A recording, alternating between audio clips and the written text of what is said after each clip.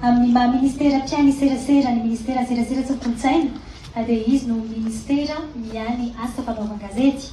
Raha matoa ministra serasera sy kolotsaina manokana dia mpanao gazety izy mialohan'ny fiana-ministra azy ary anisan'ireo miady mafy ho an'ny fanomezana fahalalahana ny asa fanaovan-gazety eto Madagasikara. Asana mpanajana ianao raha matoa lalatiana Rakotodrazafa Andriatonga-Arivo, ministra serasera sy kolotsaina mitondra ny hafatra amin'izao fanamariana ny andro maneran-tany ho an'ny fahalalahany asa fanaovan-gazety izao.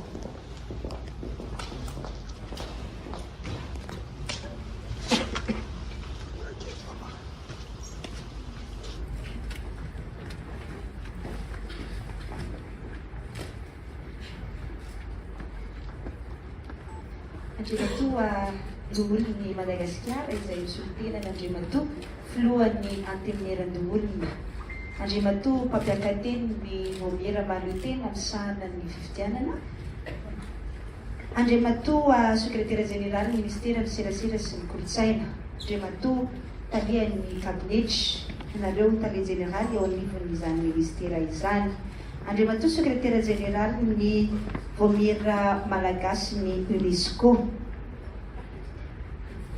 Monsieur le coordonnateur président du système des Nations Unies à Madagascar, Monsieur le représentant, Messieurs les représentants de l'UNICEF, de l'UNFPA et de l'OMS à Madagascar, Madame la coordinatrice de l'antenne de l'UNESCO à Madagascar, Madame la présidente de l'Ordre des journalistes de Madagascar, Madame la présidente de GEPIM, ici qui a namana mpanao gazety izay anokanana an'izao fotoana izao amin'ity androandroany ity, tsy adino rato ihany koa ianareo lehibe na aino aman-jery eo amin'izay serasera ny aino vaky jery izay na isika patron de presse.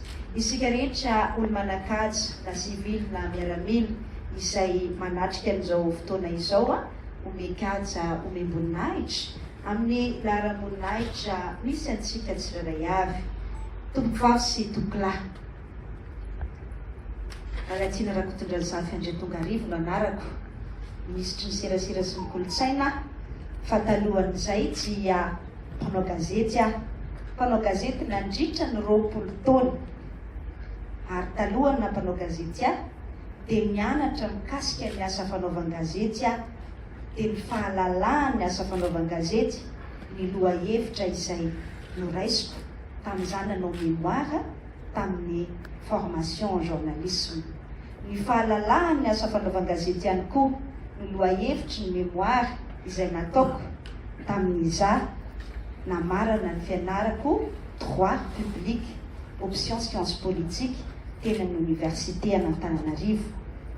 Nanao gazety tamin'ny onjam-peo rehefa vita fianarana, nanao gazety namakafaka politika, fa nanao gazety nanangana gazety ihany koa izany misy sady mitazona ny toerana mahampanao gazety mitazona ihany koa ny toerana matompona aino aman-jery na patron de presse ny filazantsika azy.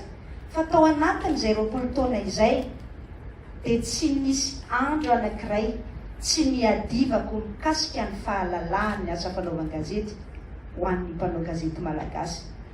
Secrétaire général ny association des journalistes et radio privée tamin'ny vao nanomboka ny asa tamin'ny onjam-peo raha vao vita fianarana, ary anisany ady goavana nanomboako an'izany ady ho an'ny fahalalahany asa fanaovan-gazety izany ny nanakatonana onjam-peo 4 tamin'izany fotoana izany tany amin'ny taona 3 sy 4 arivo tany 3 sy 4 arivo sy 4 sy 4 arivo,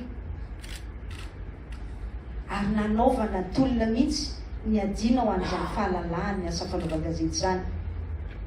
Tao aorianan'izay dia tsy nitsahatra ny ady ho an'ny fahalalahany asa fanaovan-gazety nitaky lalàna vaovao tahaka ny namako mpanao gazety tsy akanavaka tamin'izany fotoana izany. Tao anatin'ny hetsika ho an'ny fahalalahana maneho hevitra mouvement pour la liberté d'expression tamin'ny fotoanandro nanohitra ilay lalàna rehefa nivoaka ka tsy nifanaraka tamin'izany fanajana ny fahalalahany asa fanaovan-gazety izany. Mialatsiny ary miresaka an'izany ianareo aty am-piandohany zao lahateliko zao, fa ahafahako milaza izay ny lanja goavana izay omeko an'izany fahalalahany aza fanaovan-gazety zany. Ka nahatonga raha vao voatendry teo amin'izay andraikitra misahana ny ministera ny serasera sy ny kolotsaina izay nanao engagement nanampanately fa anisany ataoko faindohan-draharaha ny ametraka lalàna hiantoka n'izany fahalalahany asa fanaovan-gazety zany. Ankehitriny afaka miteny ampanetreteny fa raha ny lalàna misy eo amin'izay serasera ny vakijery izay dia anisan'ny tena miantoka ny fahalalahany asa fanaovan-gazety eto Madagasikara. Ny lalàna 20 aotra enina tamin'ny voalohany volana septambra 20. Fa raha ny divana izany hoe mpanao gazety tsy tokony migadra na tsy tokony manefa sazy aponja peine privative de liberté filazantsika azy. Raha manao eloka eo amin'ny asany dia ity lalàna ity no miantoka izany voalohany.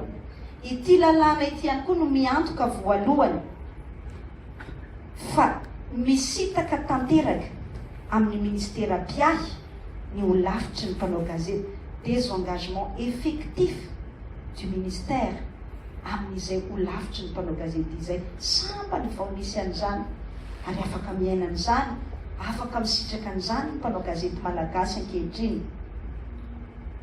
Mialatsiny ihany koa raha ny teny an'izay fa ahafahako milaza izany ny lanja izay omeny ministera sy ny ekipa rehetra mitantana ny ministera izay manana tompony satria mpanao gazety ny ankabeazany eo amin'ny sehatra ny serasera na ny communication taliany direction générale de la communication sy mpanao gazety raha teo.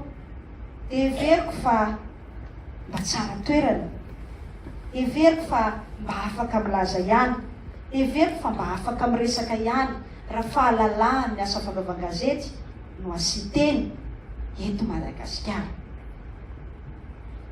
Tsy mbola nisy mpanao gazety na iray azy nigadra noho ny asany na noho ny fanatanterahana ny asany tao anatin'izao fitantanana ankehitriny izao. Tsy mbola nisy mpanao gazety na iray azy tao anatiny izay fanenjehana natao azy tamin'ny eloka amin'ny gazety na délit de presse ny filazantsika azy, ka tsy nanaraka ny voalazany lalàna tamin'ny antsipriany izay pitsopitsony na ny fombafomba fanenjehana izay. Ary na ny voalohany ho lavitra ny mpanao gazety aza teo dia nilaza fa afaka hatrany ny sitraka ny zony ny mpanao gazety izay voaenjika teny amin'ny fitsarana hotrony ny ho lavitry ny mpanao gazety tao anatiny izay fotoana izay. Tsy mbola nisy haino amanjery na gazety na inona fandikan-dalàna nataony ka nakatony tao anatin'izao fe-potoana hitantanana ny ministera izao. Sahako milaza an'izany satria zava-marina zany. Ilazako eto fa tsy ity fitondram-panjakana tarihan'Andriamatoa Andry Rajoelina ity mihitsy no andeha anenjika ny mpanao gazety ka no hitohina ny fahalalahany asa fanaovan-gazety mivoana amin'izay voalaza ny lalàna. Eto ihany koa dia afaka miteny tsy ampiambambany fa anisan'ny antoka hatrany ny fampiroboroboana n'izany fahalalahany ny asa fanaovan-gazety izany izao fitondram-panjakana mijoro izao. Ary pirofo lehibe an'izany na inona zavatra ambara dia goavana dia goavana ny nafahana nanana ny lalàna vaovao 20 aotraotra enina io. Tsy misy afaka miantoka ny fahalalahany ny asa fanaovan-gazety mihoatra ny fahaizantsika mpanao gazety mamaky sy mifehy ny voalaza ny lalàna izay mifehantsika io. Ary anasako antsika mpanao gazety alohan'ny tenenana hoe tsisy fahalalahany eo amin'izay tontolo ny asa fanaovan-gazety izay dia hoy aho hoe vakio aloha voalaza ny lalàna atsika, fehezo aloha ny voalaza ny lalàna izay mifehy ny asanao. Fa tsy misy fahalalahana tsy fehezan'ny lalàna izany na aiza manerana n'izao tontolo izao. hoy ny mpandrindra eto Madagasikara ny firenena mitiavana teo raha nandray fitenenana izy hoe ny mpanao gazety dia misitraka fahalalahana. Marina loatra zany.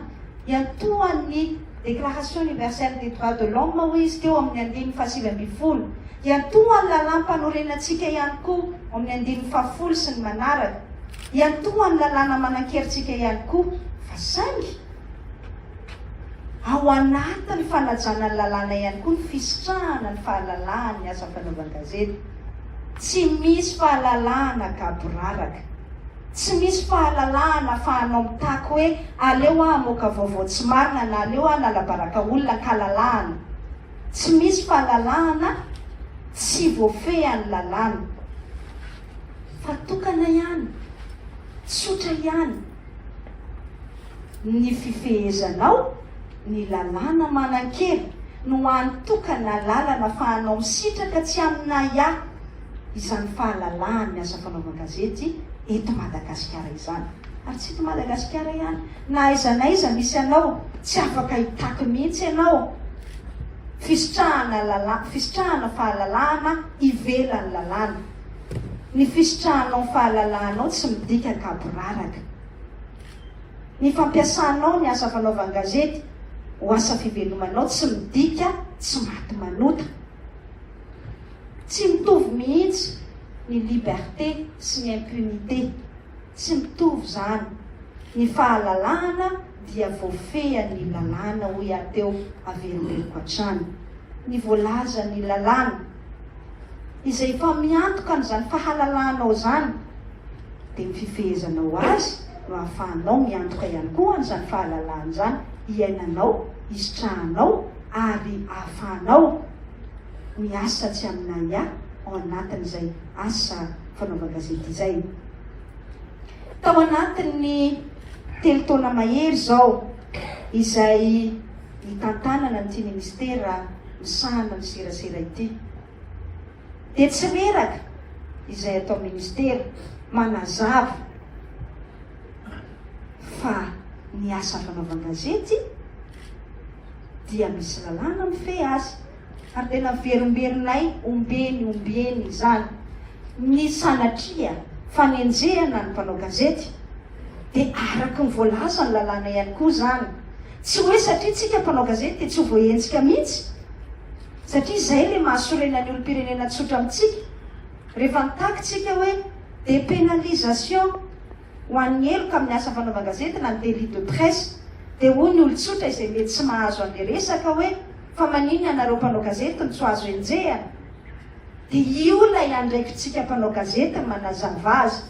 Azo enjehana isika mpanao gazety amin'ny heloka izay ataotsika amin'ny asantsika. Zay le nantsoky teo hoe délit de presse. Fa zao ny délit de presse kosa tsy amonjana mpanao gazety.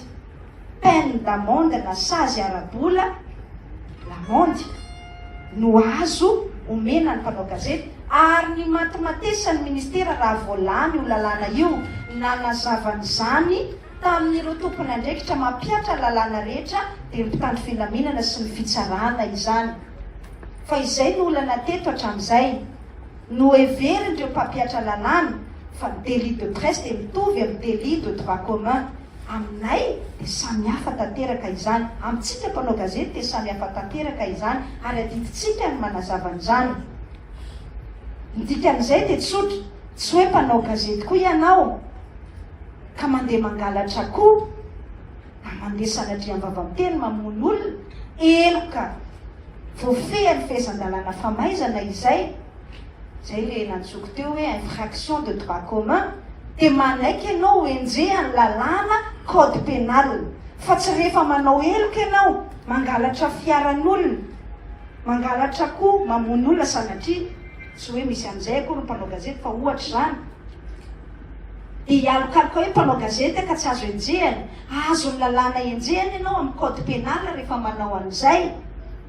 Fa raha ohatra kosa ianao nanoratra tamin'ny gazetinao, niteny tamin'ny onjam-peoanao, nivoaka tamin'ny fahitalavitra, nanoratra tamin'ny presse en ligne izay anananao, ka nisy nanenjika anao satria na tsy ary voatohitohina tamin'izay lahatsoratra ny soratanao izay, da amin'izay fotoan'izay ianao afaka mialokaloka ao ambadiky ny mahampanao gazety anao ary arovany lalàna tanteraka ny zonao tsy hiditra ponja noho izay eloka amin'ny asa fanaovan-gazety na délit de presse izay. Manazavan'izay foana isaky ny manana fahafahana miona amin'ny mpanao gazety sy nareo matiany no setony asa fanaovan-gazety satria fantatro fa mbola tsy tafita izay. Ka misy ny olona manoratra mitambajotra tserasera sosialy dia milaza fa mpanao gazety ka voenjika ka hoe tsisy fahalalahana eto Madagasikara. Misy olona manompa mitambajotra tserasera sosialy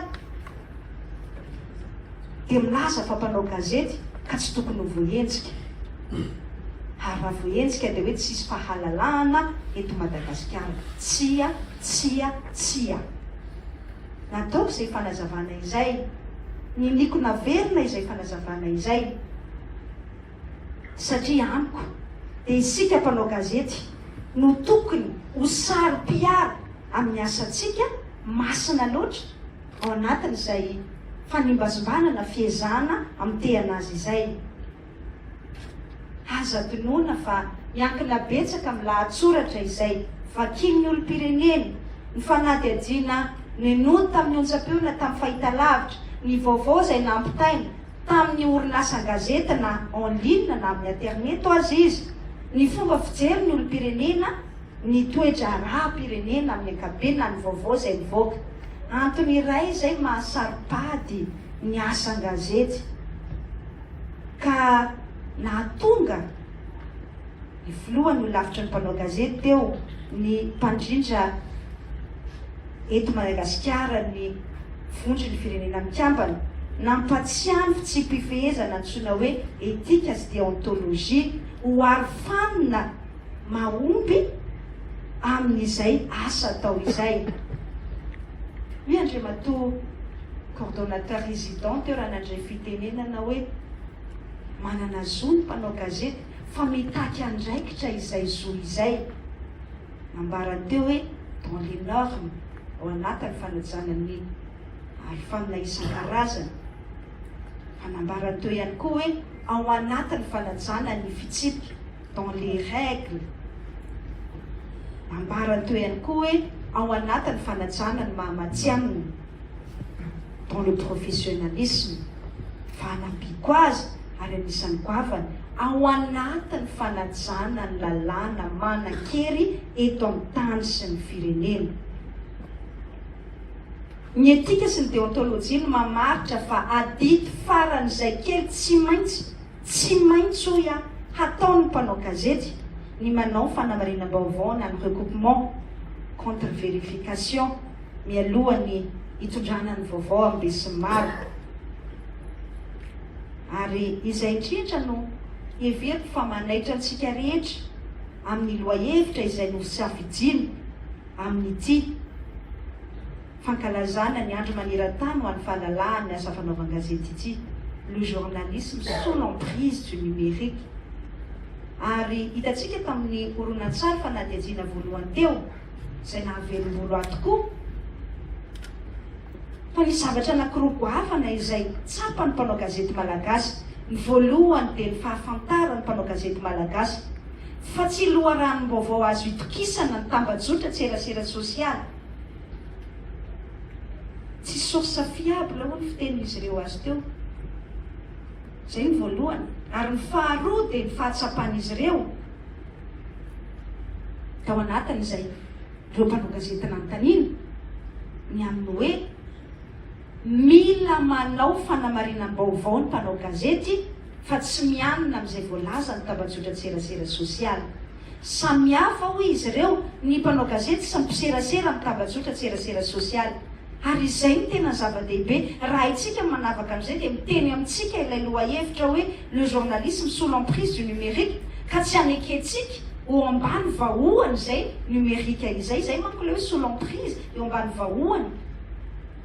Ka raha isika mpanao gazety mahafantatra ny lalàna mifehantsika mafehan'io 2020 006 ndresahako teo io dia tsy ho isika izao mihitsy no tafiditra eo amin'ny zioga na eo ambany vahoany zany nomerika izany. Zay ihany ny vahaolana satria ny fantaniana tao anatin'ilay horonan-tsary dia ny hoe inona ny vahaolana.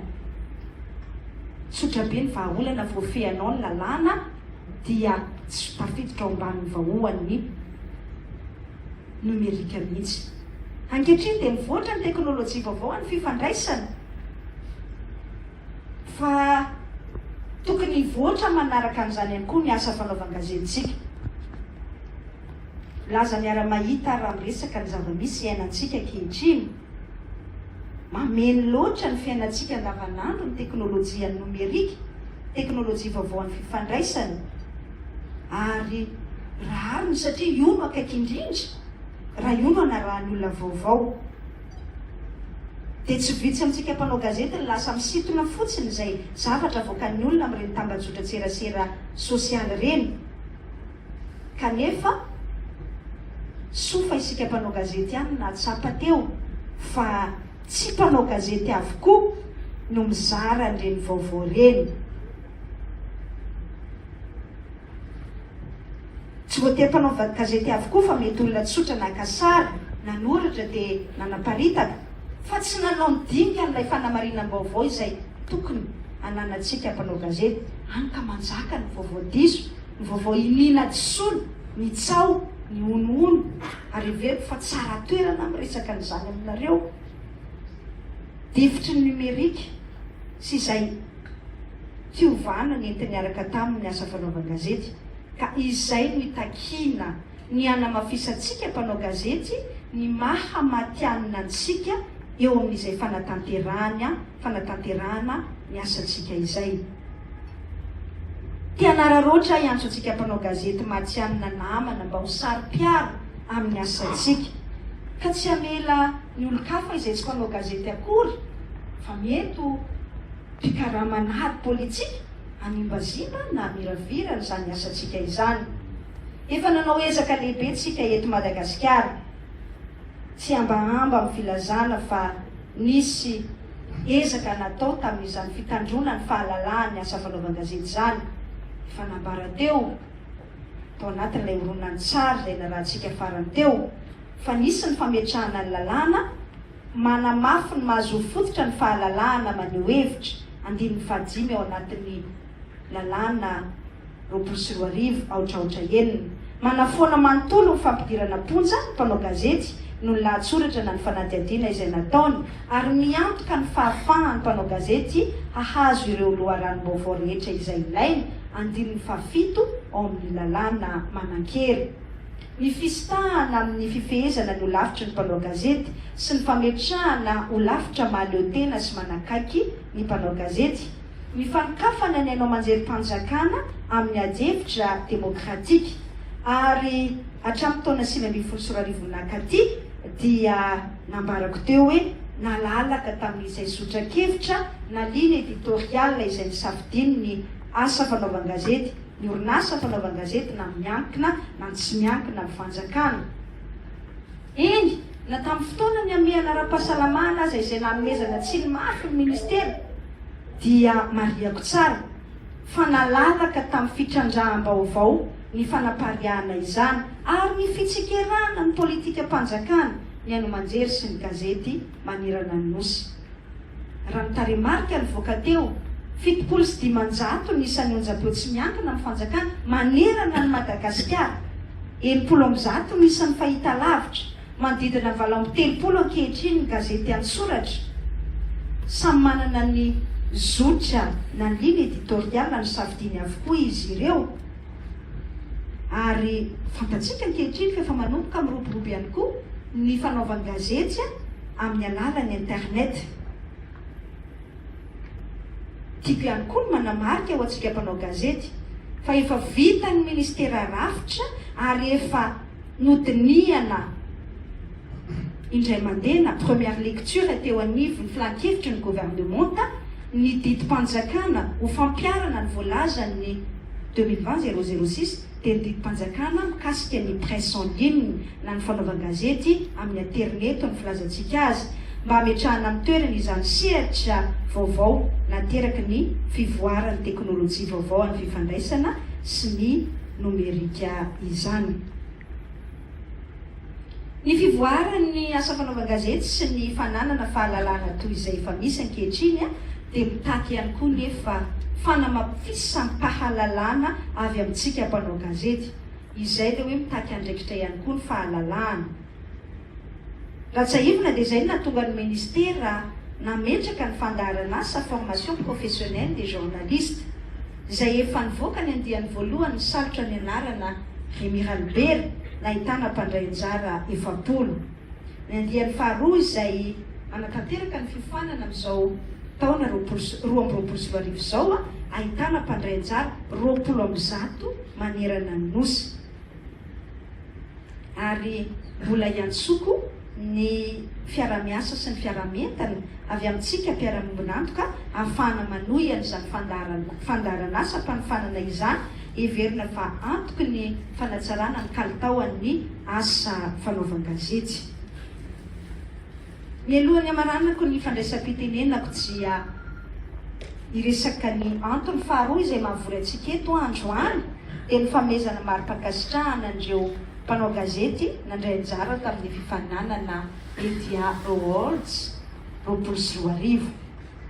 Raha tena marina dia tokony tamin'ny 3 May tamin'ny taona lasa no nanaovantsika n'izao lanonana famezana fankasitrahana izao, saingy niarahantsika ny aina ny fihibohana no ny krizy ny valanaretina Covid-19 izay tsy nahafahantsika nanatanteraka izany. Ankehitriny arsika dia ankasitraka mpanao gazety miisa 12 izay nanoratra na nanao fanadihadiana momba ny fampanajana ny zon'ny ankizy, ny ady amin'ny kolikoly, ny tontolo iainana sy ny fivaovan'ny toetrandro, ny ady amin'ny herisetra mifototra malana amin'ny mahavavy ary ny tontolo ny fahasalamana. Mamelay arahaba sady ary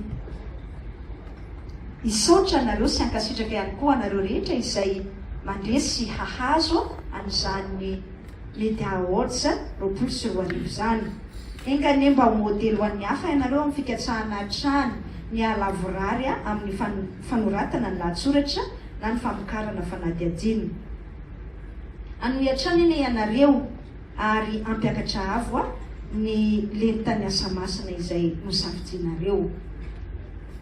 Farany dia mamelay hitondra ny telo fisaorany andreo mpiara-miombonantoka rehetra dia nolavitry ny mpanao gazety eto Madagasikara ny rafitry ny firenena mikambana izay miara-miasa amintsika ny UNICEF, ny UNDP, ny UNFPA, ny OMS ary ny UNESCO ankasitrahana fiara-miasa lavorary ary antenaina ny toizan'izany sy ny sokafany amin'ny mpiara-miombonantoka rehetra. Ivoatra ary hiatsara hatrany aneny asa fanaovan-gazety malagasy, tsy ho difotry ny numerika fa hiara ivoatra aminy ary atsapany mampanao gazety tompony andraikitra isika mpanao gazety. Oela velona ny asa fanaovan-gazety malagasy matianina, oela velona ny asa fanaovan-gazety malalaka. Mankasitraka tompoko vavy, mankatelina tompoko lahy.